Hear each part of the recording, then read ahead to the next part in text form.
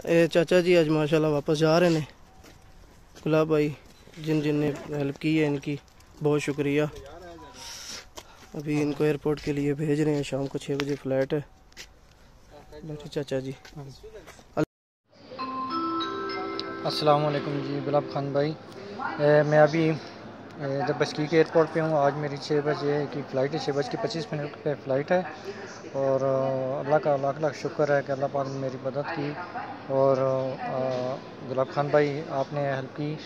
और जो पाकिस्तानी लोग थे, पाकिस्तानी स्टूडेंट थे उनका, और जो इंडियन लोग हैं और इंडियन स्टूडेंट्स हैं, सब लोगों का मैं बहुत शुक्रगुज़ार हूँ। और अदरीस भाई का, उनके भाइयों का, उनकी फ़ैमिली का मैं बहुत शुक्रगुज़ार हूँ जिन्होंने मेरे साथ बहुत दावत किया, जगह दी, खाना रिहाइश सब कुछ, और मेरे टिकट और पास का भी किया। आपने भी हेल्प की गुलाब खान भाई। आप लोगों को अल्लाह पाक खुश रखे, अल्लाह आपको इज़्ज़त दे। बहुत बहुत शुक्रिया। मैं आपके लिए सर ज़िंदगी दुआ गो रहूँगा। बहुत बहुत शुक्रिया। अल्लाह हाफ़िज़।